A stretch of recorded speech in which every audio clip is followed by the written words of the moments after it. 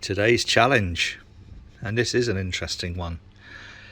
This is a silver 1952 1 guilder from Netherlands, Dutch Antilles basically, and people will recognize pre-euro this coin really didn't change very much at all, except for, I think this is silver, has a high degree of silver in it anyway. So the Queen Juliana, wow. So the question is, what size owl? Now, here's the thing with the good thing about this coin is it has the date around the edge. So when we punch the hole in the middle, that will still be showing regardless. Ideally, we want to try and keep the 1G, the 1 guilder, and as much of the detail of this as possible. Now remember, this hole in here will become the outside edge of the coin. I haven't got any coins made. I'll show you with a half made florin. So that's the center here. When it's stretched out, is this here. Now there's only really two choices. There's 3/8 and 7/16, and the reason why there's only those two choices are, any larger than that and we would take out such a chunk of this that when this is stretched you won't recognize the 1 or the G. So if we put the 7/16 on there and try and line it up, we're going to lose quite a lot of that crest and a tiny little bit on each side. I think that it's kind of like bordering on here. That's not too bad, but I think we'll lose the G. So perhaps the 7/16 or 3.5/8 is too much. It seems strange mixing. Yeah, so we go to 3/8 instead of 3.5/8.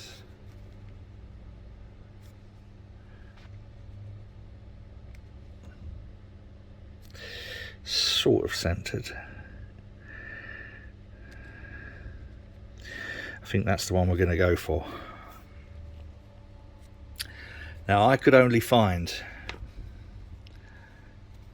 one decent example of this coin.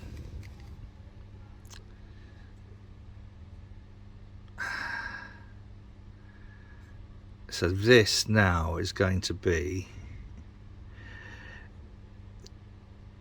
the reed edge, and I want to try and keep as much of that detail as possible. There's not a huge amount of detail there, but we want to, you can tell this has been a well-used coin, so we'll try and keep as much of that as we can, and that will be, again, if we return to a part made ring. Actually, that one's probably a bit easier to show you. So where we've got the reed edge on here, that will be where the lettering, such that it is, will be displayed. Now sometimes on coins like this I will shave the inside of the reed to make it a more comfortable fit.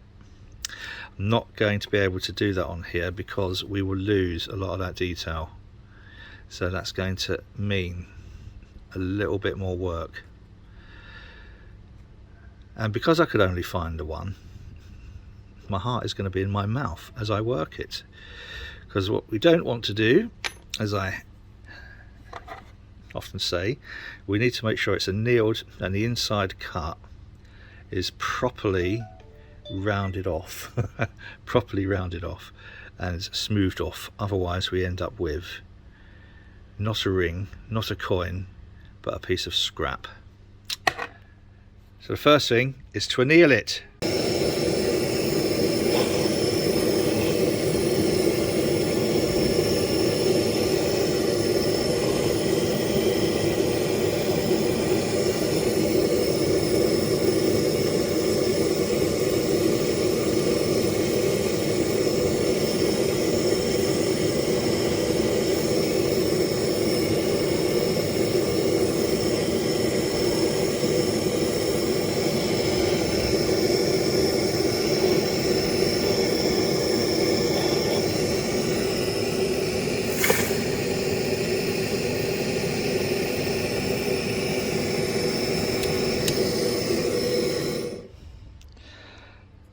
That's the first of what will be a lot of annealing, and as you can see, it looks like it's really ruined the ring, the coin, but actually it hasn't. Next we put it in that self-centering punch, and the way this works, if you haven't seen this before, make sure I've got the right size, 3/8. That sits in there. The coin then sits on top, and as I screw that down, that cone centers the coin in the middle, and then we use a 6-ton press to push this through, just like this. Right, this is where it ceases to be a coin, it starts to be a Rolo. Oh, and there we have the bit from the middle, and what I will do is pop that into a bag along with a sticker that says the bit from the middle, otherwise I'll lose it. And then we'll take the holy coin out of that die. It's quite scary, isn't it? But I'm glad I went for that size punch, because it's almost fit perfectly. We're inside the centre of the crown and the crest, etc. And we'll leave, hopefully, there'll be a, when it's finished, you'll have to wait and see in a couple of minutes for you, but probably about an hour and a half for me, that there'll be a nice gap between the one and the rim. Not quite so good for the G. The G is going to stretch a little bit, as will this, and as will this, because this needs to become the same outer size as this will be shrunk into. In actual fact, I'll show you, this is going to be a size Y. That is not a small ring. The next stage, for people who have watched this before, you will know, is to get the deburring tool around that centre, and then an emery pad, a little piece of soft emery pad, and then one of these nail thingy cleaner thingy jobbies, and make sure that the centre of that is absolutely pristine, because when we start to form it, the slightest imperfection, you guessed it, will lead to a scrap ring or a scrap coin or a scrap bit of metal. And as this was the only decent one I could find, don't want that. So first off, get deburring, and I need both hands for that, boys and girls. So unfortunately this is going to be paused for a little while. I don't know how well the camera on my phone will pick this up. This is after the first deburring, and it's just to make that inside edge, and this is where the silver really comes to light for the first time.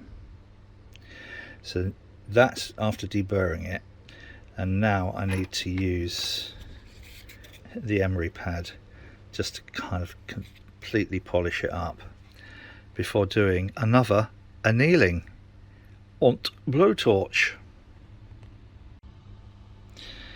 Well, had to happen sooner or later. A disaster. I was distracted just for a second and melted the coin.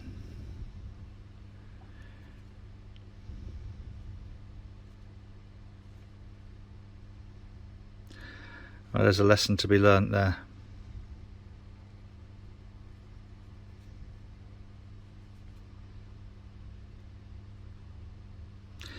Okay. Seem to be having a little bit of a run of bad luck recently. But go and source another 1952 Gilder. That, for now, boys and girls, is a lesson in not allowing yourself to be distracted by something that someone said on a Public Health England mailing list. Right, back when I've got another coin.